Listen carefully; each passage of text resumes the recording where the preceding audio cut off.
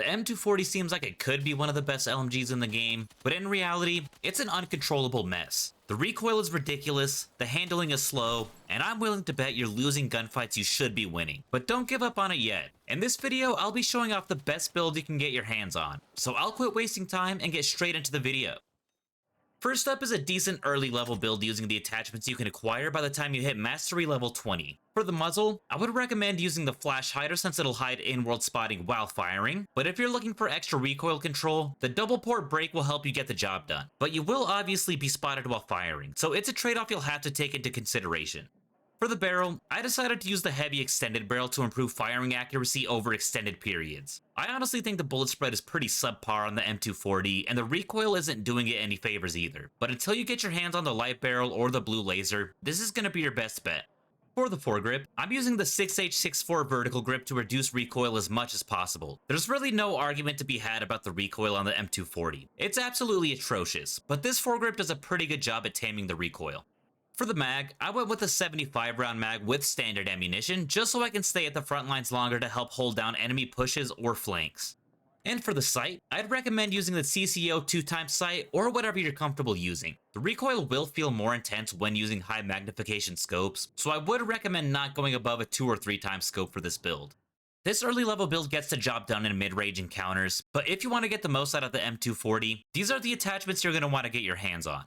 First, you'll want to equip the long suppressor to improve recoil recovery and recoil buildup while also hiding in-world spotting and player pings on the minimap while firing.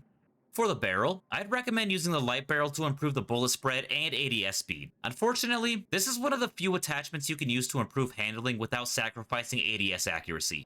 For the grip, I decided to use the classic vertical grip to get maximum recoil control. This does a pretty good job when it comes to controlling the recoil, but unfortunately, it doesn't do enough. The recoil feels a lot better when using a one-time sight, but when you do, you're essentially losing any medium to long range effectiveness. For the rest of this build, I'm using the 50 round mag with standard ammunition just so I had enough points to put it to other slots, and for the sight, I decided to stick with the CCO 2x scope. Again, choose whatever sight you're comfortable with, but keep in mind that the recoil is going to feel worse with higher magnification scopes. Now the great thing about the M240 is its damage model. Up to about 5 meters around point blank range, you're going to be doing 33 damage, but past that, you're going to be doing 25 damage up to about 80 meters at the least. So you can get some pretty easy 4-shot kills if you know how to burst and control the recoil on this gun. While we're on the topic of recoil, you'll notice that it's actually still a little bit crazy, but it's pretty easy to control up until about 50 meters, and at that point, you're going to want to burst fire anyway, so you're not going to have to deal with that crazy recoil pattern. If the recoil is too much to handle, you could honestly switch this out for a bipod, but you do have to be careful with the point cost. I'm pretty sure the bipod grips cost about just as much, if not more, than this foregrip does. Moving on to the max level build. You'll notice that the recoil is a bit more easy to control, but it's still kind of crazy when you get up to range. You'll notice for some reason there is a bit more horizontal recoil when you use this build, but you don't really notice it up until about 50 meters, and at that point, you should be bursting. Like I was saying earlier, the bullet spread can be pretty bad when you're moving around a bit too much, so that's why I did use a light barrel, but it doesn't help a whole lot, so I would recommend trying to adopt a more passive playstyle. So there you have it. I personally have mixed feelings about this LMG. It hits hard and has a really good damage profile, but the recoil and bullet spread kills the effectiveness of this LMG. You essentially have to bot walk or hold down angles to get the most potential out of the M240. The spread and sway penalties make it impossible to use this LMG in an aggressive manner, but at the end of the day, it's still a pretty decent LMG.